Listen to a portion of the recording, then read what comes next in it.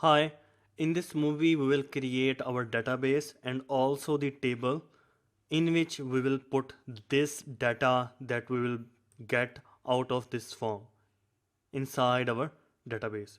So first of all I have to bring my PHP myadmin. So opening my XAMPP server and I have to start this MySQL server. So click start.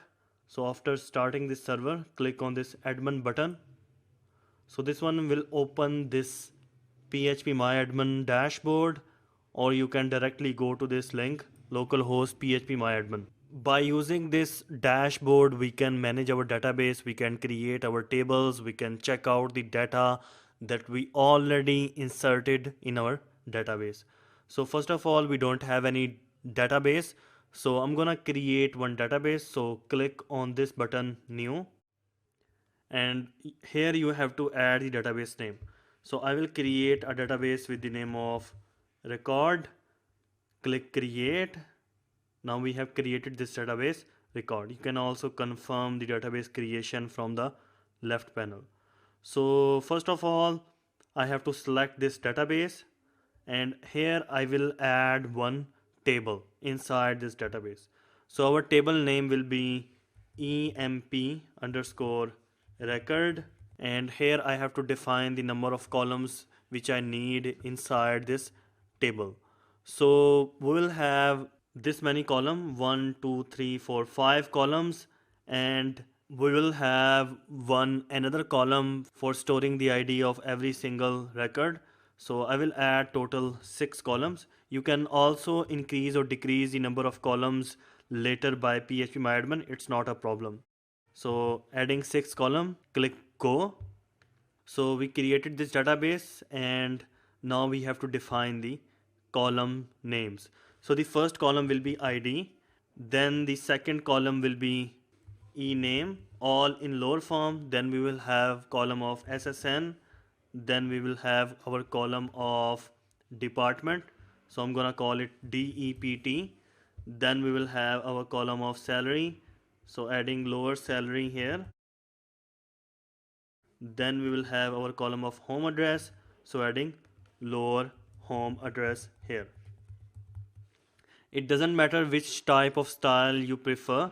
You can put all the letters in the upper form or in the lower form. It does not matter at all. But be sure when you create the column names, because in your script if you write the wrong names, your script will not going to add the data inside this table.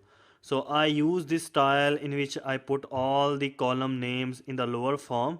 So later inside this script of insert into database, I will add these names.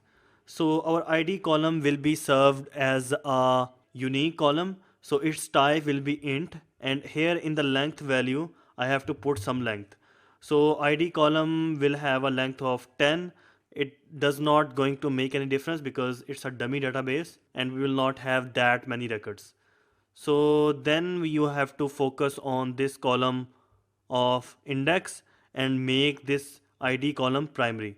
Primary column will be a unique one so that you can update your record later, you can delete your record later, and there will be no duplication in this primary column. So click go, and now here I'm going to check this auto increment so that this ID column will be managed by our database. We don't have to add the ID by ourselves.